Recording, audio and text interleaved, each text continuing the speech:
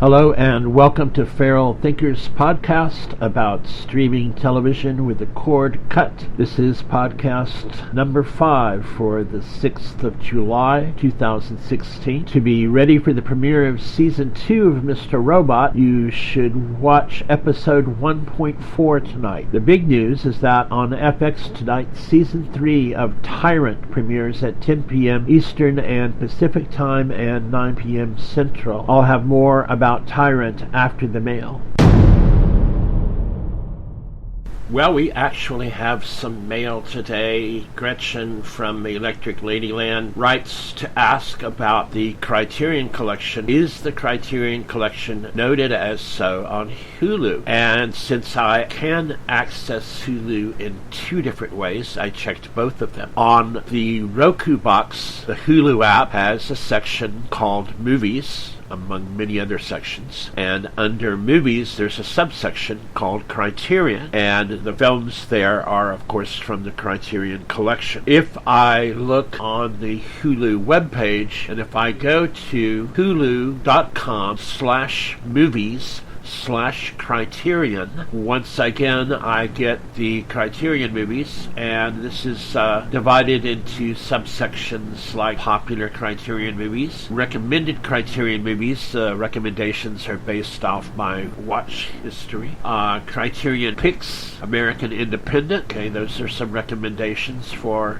smart American films. Criterion Picks 50th Anniversary. Criterion Picks Doomed Love. And recently added in Criterion, and I'm sure that's not all of them, but there's also a search box up there. Let's see what happens if I type in Criterion into the search box. Oh, it brings me back to here. Oh wait, no, it's slightly different now. Okay, if I do search results for Criterion, again I get that list of popular Criterion movies, but I also get Criterion The Best of Toshiro Mifune, who's probably the second best known Japanese director after Akira Kurosawa. I get Criterion Picks Adaptations, which is subheaded Great Books Become Splendid Cinema in this week's selection of films. So, wow, look at that. There's just a big, huge grid, and it keeps scrolling and scrolling. It's like the Facebook page of somebody that's been on Facebook 100 years. It's like, my God, it's full of stars,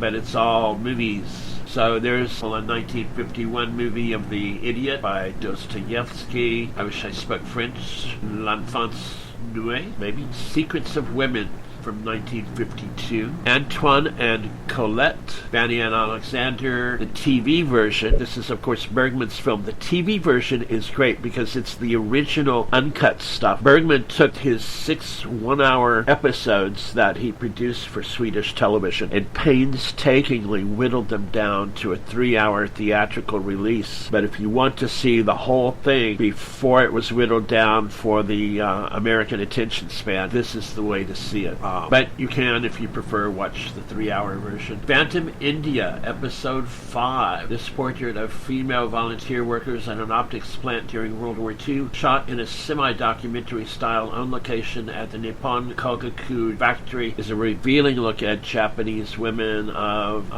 more. Click for more. Oh, all I'm getting is the movie itself. Alright. Of course, another possibility is that Criterion Collection movies will pop up even though you're not looking for them. They are recognizable because at the top of the thumbnail for the movie you will see the Criterion logo, which is a C tilted slightly to the right, and the words the Criterion Collection. What I saw on one webpage was that Hulu had over 900 movies from the Criterion Collection, and I think that material was old, so the number has probably grown. It's still not the complete Criterion catalog, but it will definitely get you started. There's probably more there than one can see in a couple of lifetimes. Anyway, enjoy it. If you want to sign up for Hulu, at the bottom of the feralthinker.com webpage, there's a link to get you 2 free weeks of Hulu. Tonight is Tyrant's Season 3 premiere on FX, which you can stream through Sling Television. This will be episode 3.1, which is titled Spring, an allusion, I presume, to the Arab Spring. It's on the air tonight at 10 p.m. Eastern and Pacific Time, 9 p.m. Central. The show will be replayed again immediately afterwards at 11:15 p.m., which suggests there's roughly an hour and a quarter runtime tonight. Best lay in an extra soda for that. Tyrant, through its Twitter page, sent out an excerpt from an interview with Adam Rayner in which a viewer asked who the major players will likely be in the third season. Rami Saeed, Jamal's bastard son and mercenary general, grows in importance. Sheikh al-Qadi, the spiritual and political leader of Ma'an, and this will be a new guy, is caught between the violent tactics of the Caliphate and his distrust of the Al-Faids. Al-Qadi and his wife Nafisa are played by newcomers to the Tyrant cast Khaled Al-Bol Naga and Annette Mahindra. Among the existing characters, the second wife of the Bedouin villager who rescued Bassam after he came in out of the desert takes on more importance and becomes an important player in the national debate.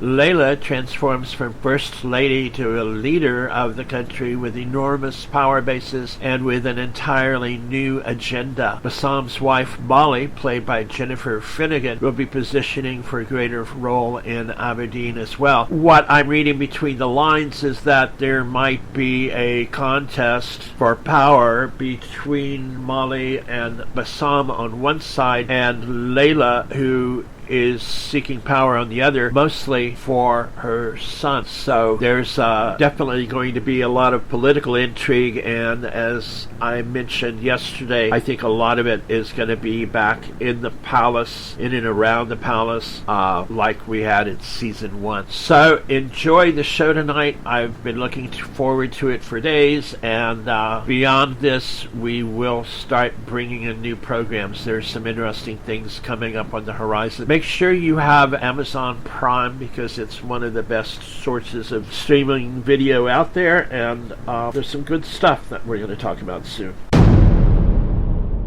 That's it for today's podcast. Thanks so much for listening. You can follow this program through my blog at dmasonwest.com, or you can follow along through any of my social network presences, which are listed at feralthinker.com. This podcast is published daily with a release at 4 p.m. Central U.S. time, or 2100 hours Greenwich Mean Time. Thanks.